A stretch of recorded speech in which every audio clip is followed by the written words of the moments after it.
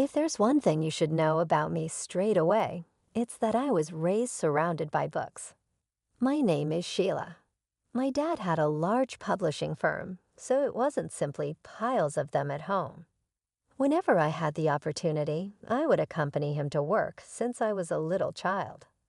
Has your nose become trapped in a book once more? Every time he discovered me curled up in a corner of his office, absorbed in anything I could get my hands on, Dad would make a joke.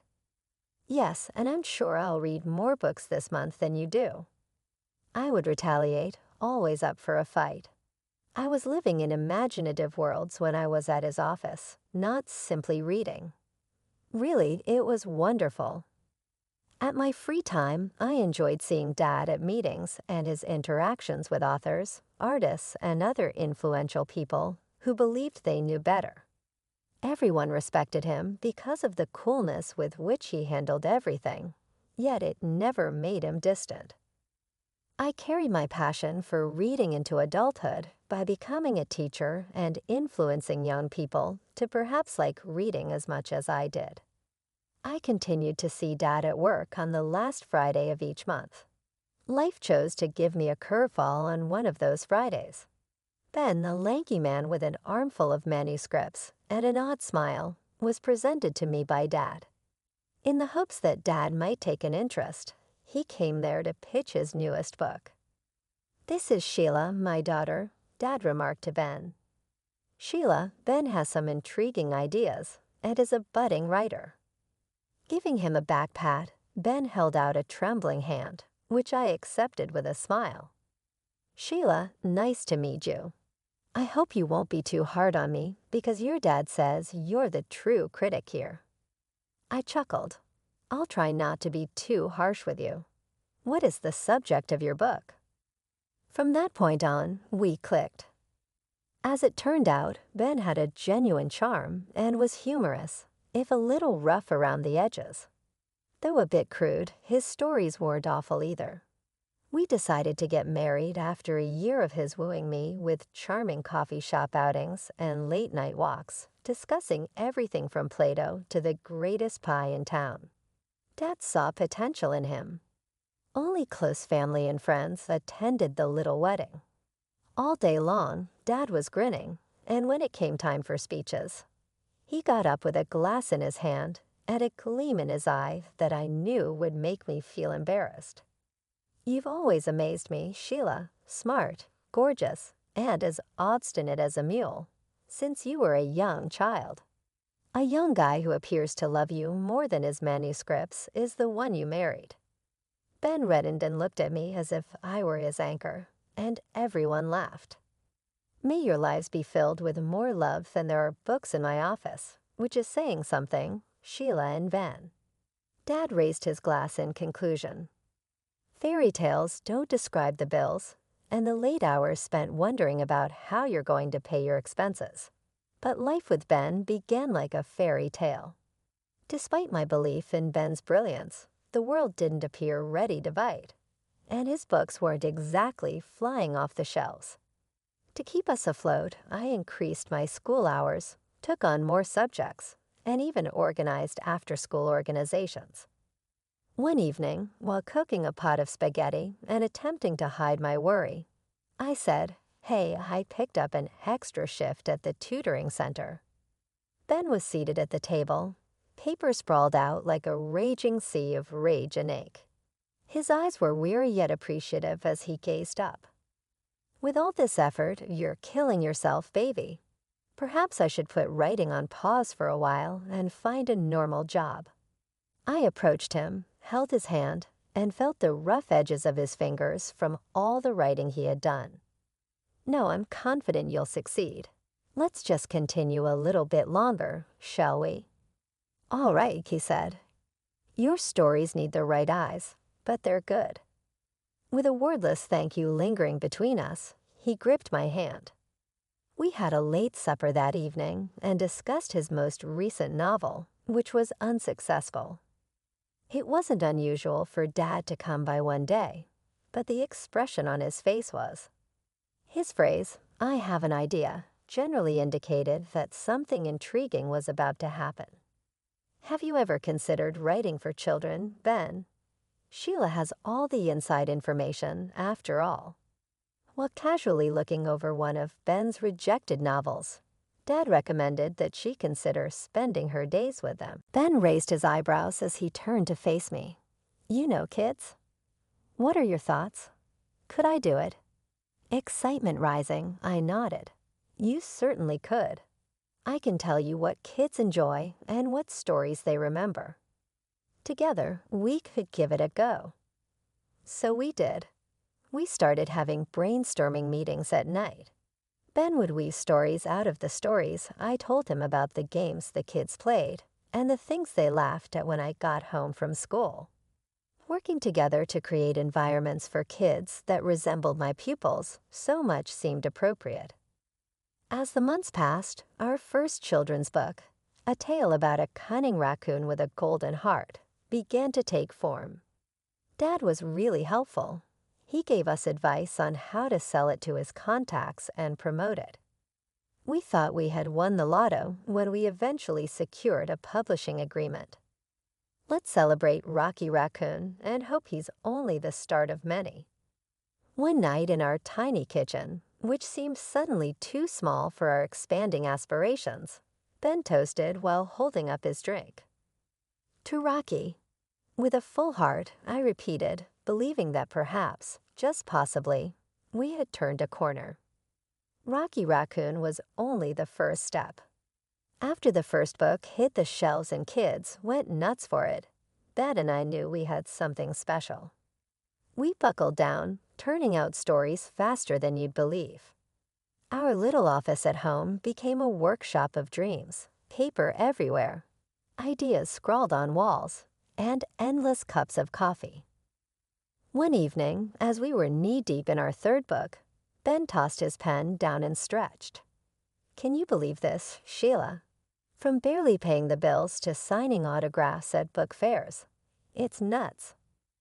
I laughed, tossing a crumpled paper ball at him. We're not quite J.K. Rowling yet, but yeah, it's wild. Kids are actually dressing up as our characters for Halloween. Ben picked up the paper ball, shot a grin at me, and threw it back. And to think all this started with your idea to write for kids. You were right on the money. As our fame grew, so did the opportunities. Invitations to schools, interviews, even a TV spot. I was teaching less and writing more, which was a dream come true in its own way. Dad was over the moon, always bragging to anyone who'd listen. Ben and Sheila, the dynamic duo, you guys are smashing it. Dad said one day, dropping by with a new contract from a big-name publisher. They want a series. Can you believe it? A whole series based on your characters. Ben, who is usually the cool one, nearly jumped out of his chair. A series? That's big. Big league, baby. Sheila, we've hit the jackpot. As our book series took off, our lives changed in ways we'd never imagined. We bought a new house with more space for our work, and every room felt like a piece of our success. Celebrations were frequent, with friends and family always eager to toast to our success. At one particularly lively party with our closest friends raising glasses in our new living room, I took a moment to watch Ben laughing and sharing stories. I felt a mix of pride and a twin of fear. Were we ready for all this change? Hey, you okay? Ben noticed my quiet moment and sidled up beside me. Yeah, it's a lot, isn't it?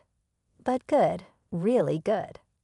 I smiled, leaning into his side. He kissed my forehead, wrapping an arm around me. It's more than good. It's everything we dreamed of, and I couldn't have done any of this without you, Sheila. Life got even more hectic, but in a way that made every busy moment worth it.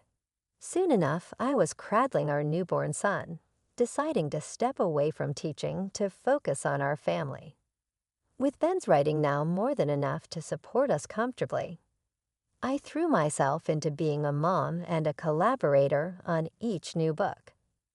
Even though I wasn't in the classroom, I kept my hand in education by channeling what I knew about kids into our stories. "Look at us, huh?" I said to Ben one night as we looked over our latest manuscript, the baby asleep in the next room. "Making books and raising a little boy. I think we're kind of superheroes." Ben laughed, pulling me close. "Yeah, superheroes who deal in diapers and dialogues, but I wouldn't have it any other way." The evening of Dad's 17th birthday was supposed to be a grand celebration, and it was held in one of the big fancy restaurants downtown, with a buffet where everyone seemed to mingle effortlessly. Except me. Perhaps as the night unfolded with laughter and the clinking of glasses, I couldn't help but notice Ben. He seemed unusually occupied, not with me or our son Jamie, who was now 17 and more into his phone than the party, but with a young woman whose laughter seemed a bit too loud even over the buzz of party chatter. They were tucked away at a corner table, heads close, talking animatedly. Something inside me tightened. I tried to focus on my dad, who was busy being the life of the party, but my eyes kept darting back to Ben. Finally, I pulled Dad aside during a quieter moment. "Dad, who's that woman with Ben?" I tried to sound casual, but my voice betrayed a tinge of concern. "Oh, her." Dad glanced over, following my gaze. "That's Lisa, the assistant editor at the publishing house. She's been working closely with Ben on his latest project." I nodded, feeling a lump form in my throat. They seemed to be getting along well. Dad gave me a reassuring pat on the shoulder. "It's all professional, honey.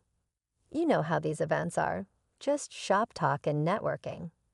His tone was dismissive, but it did little to ease the nagging doubt in my heart. Pushing down the jealousy that bubbled up, I plastered a smile on my face and returned to the festivities. Relatives and important guests came over to congratulate Dad, pulling me into conversations and away from my spiraling thoughts. As the evening wore on, I found myself watching Ben and Lisa from across the room. They were laughing again, their heads tilted together in a way that looked far too intimate for a simple work discussion. Each laugh, each shared glance between them felt like a small puncture to my heart. "Let's get some fresh air," I suggested to Jamie, needing an escape from the stifling atmosphere. Outside, the cool night air felt like a balm. Jamie and I leaned against the railing, overlooking the city lights.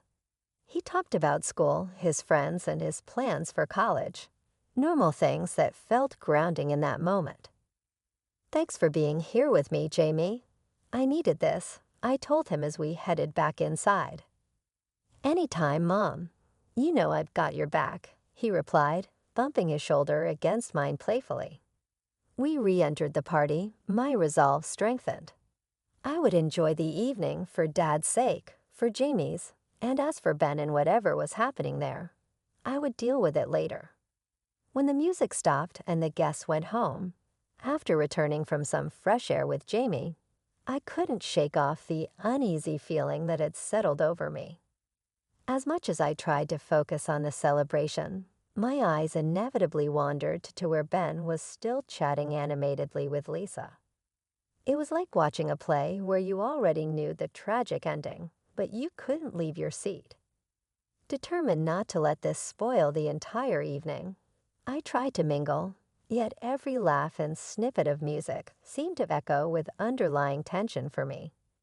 Finally, I decided to head to the ladies' room to freshen up, perhaps clear my head. That's when it happened. As I walked down the quiet hallway towards the restrooms, the muffled sound of voices stopped me dead in my tracks.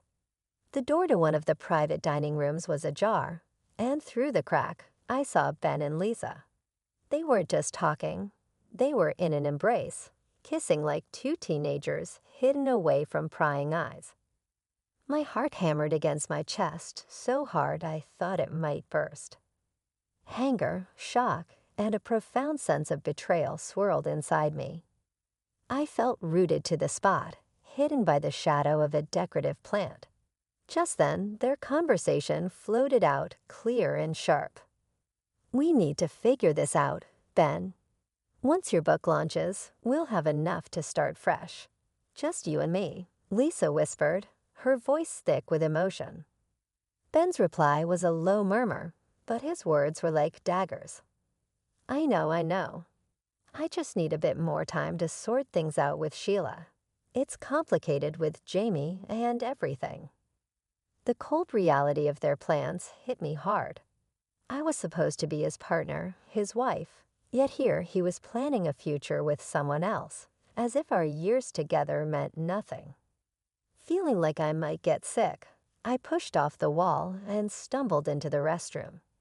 Inside, I leaned against the cool tile, my reflection in the mirror a stark reminder of the fool I had been.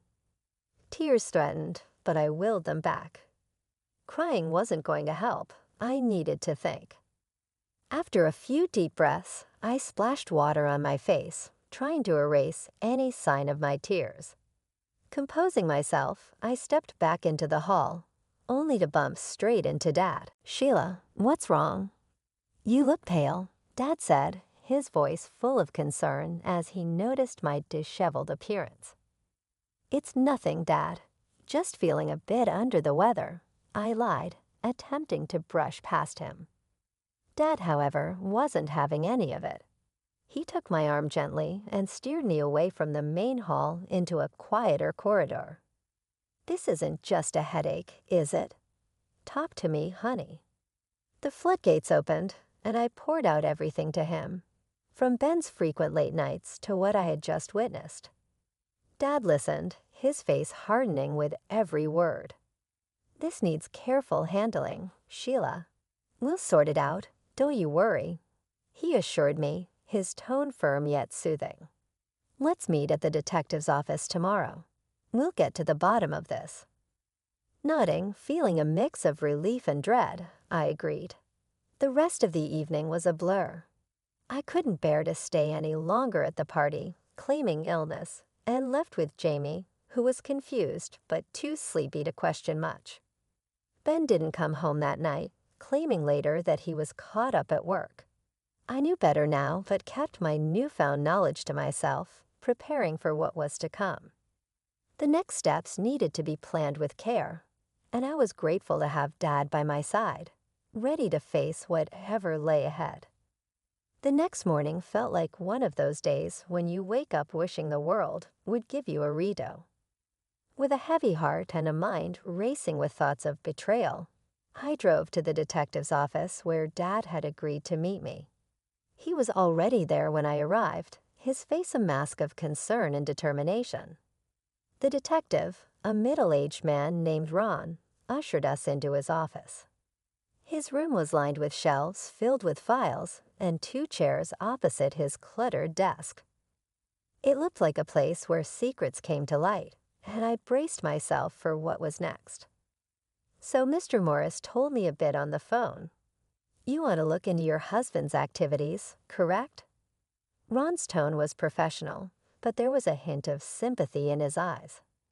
"Yes, I need to know if what I saw is just the tip of the iceberg," I said, my voice faltering a bit towards the end. Ron nodded, pulling out a notepad. "I'll need some details from you, times, places, any particular people involved besides the woman you mentioned."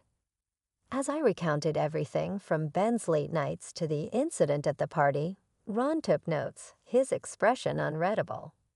After I finished, he leaned back in his chair, tapping the pen against his notepad. "We'll start with surveillance, check his known hangouts, and track his movements. If he's meeting this woman, we'll find out when and where. Do you want photos or just a report?" "Photos," Dad cut in before I could answer. "We need everything documented, just in case." "Understood," Ron replied. He then looked at me. "It might take a few weeks to gather everything. These things take time and patience." 3 agonizing weeks later, we were back in Ron's office, sitting across from him as he laid out what he had found. The folder he opened seemed to spill out my worst fears. Photos, detailed reports, bank statements, and more painted a picture I couldn't deny. "Mrs. Morris, I'm sorry, but it's as you suspected," Ron began. "Your husband has been seeing the assistant editor for over 2 years, since shortly after she was hired by your father." My heart sank as he continued. "He's transferred large sums to her accounts, bought her an apartment and a car. They spend most of their free time together, and from what I've gathered, they've discussed marriage, planning it for after your son turns 18 to avoid any complications with alimony." Dad's face was stone. He reached over and squeezed my hand. His grip was tight. We shared outrage. "This is unbelievable. After everything I've done for him, this is how he repays our family." Dad's voice was low, each word heavy with betrayal. I sat frozen as the realization settled in. The man I had loved and trusted had planned his future on the ruins of our past. "What do we do now, Dad?" My voice was barely a whisper, drowned out by the roaring in my ears. "We'll figure this out, Sheila. We'll make sure he regrets this," Dad said firmly, his jaw set. Dad had invited Ben, me, and Lisa, the assistant editor, to our family home under the guise of discussing a new book. Once we were all seated in the living room, which had always been a place of warmth and laughter, Dad started the meeting in a tone that was unnervingly calm. "Thank you all for coming today. I thought we'd discuss a potential new plot, something real, something revealing." Ben looked uneasy, glancing at Lisa, who was visibly nervous. I sat silently, watching as Dad opened a folder thick with photos and documents, the evidence collected by the detective. He slowly pulled out one photo after another, laying them on the coffee table for all to see. Imagine a book where the main character, a successful writer, betrays everyone who loves him. Dad began, his voice steady but cold. Ben's face drained of color as each photo and document showcased his affair and his financial betrayals. Dad didn't stop there. He recounted how Ben got his start with his help, how I had supported him through thick and thin, writing the early books that made him famous, providing ideas and editing drafts. "You see, I've invested a lot in you, Ben, and this," he waved at the photos, "is how you've repaid us." Lisa began to cry softly, her hands trembling. "I didn't think it would go this far," she murmured. "I'm so sorry, I'm pregnant." Dad's eyes then turned to her. "And you, young lady, think about the decisions you make and who they hurt." The room was thick with tension, a stark contrast to the decorous surroundings. Then Dad leaned forward, his hands clasped together. "I could make a few calls right now to some very influential friends in the publishing world. What do you think would happen to your career then, Ben?" Ben was shaking, his voice barely audible. "Please, I made a mistake." "That's not enough, Ben," I said, my voice firmer than I felt. I slid the divorce papers across the table. "Sign these. They state that all assets stay with me, as do the rights to our books." Lisa gasped, clutching her stomach. "Please don't leave me with nothing." I looked at her, my heart hardening against the betrayal, but softening at her plight. "I'll leave you the apartment Ben bought you. That's more than generous, all things considered." She nodded quickly, wiping her tears and signing the papers. Ben tried to argue, his eyes darting from the documents to Dad's stern face. "This isn't fair. I deserve." Dad picked up his phone, holding it menacingly. "Do I need to make those calls?" Defeated, Ben signed the papers, his hands trembling as he realized the full extent of his losses. Once the door closed behind them, the silence was almost deafening. Ted turned to me, his expression softening. "Shayla, let's focus on a fresh start now. You and Jamie need something better, something new. Maybe think about moving closer to us, getting a new place where you can make new memories." I nodded, feeling the weight of the day settling on my shoulders. I'll think about it, Dad, thanks. The prospect of moving forward felt both daunting and necessary. When I got home, Jamie was waiting, his face anxious as he looked up from his homework. Mom, are you okay? How did it go? I sat down next to him and inhaled deeply. It's finished, Jamie. I'm done, and so is your dad. Both he and I made some decisions. Just you and I are going to start afresh. Jamie took my hand and reached out. He offered prompt and resolute help. Mom, I agree with you. I believe you made the correct decision, even if it has been difficult.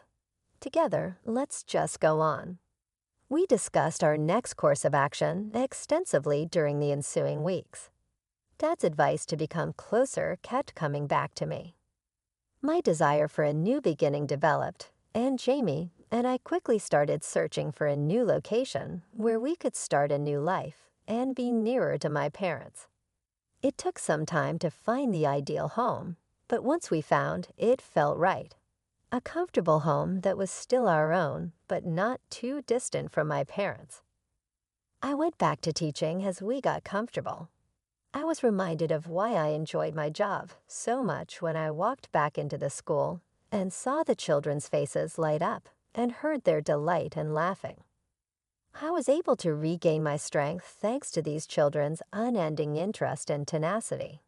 The pattern of life began to return, a new normal that was different but satisfying. Jamie flourished, immersing himself in his academics and finally attending college. He kept me anchored through the changes with his unwavering support and commitment. Dad came over and sat next to me one evening as I was enjoying the sunset from the veranda of our new house. Sheila, you did a great job. You have my admiration. I'm grateful, Dad. Although starting again hasn't been simple, it feels appropriate. It has allowed us both to recover and develop to be here with you and Mom. Gazing out over the yard, he nodded. Life throws some tough lessons our way, but how we come out of them, that's what defines us. I had a calmness I hadn't experienced in a long time as we sat there, the evening's calm enveloping us. Indeed, the journey had been unbelievably difficult, but now we were united and stronger.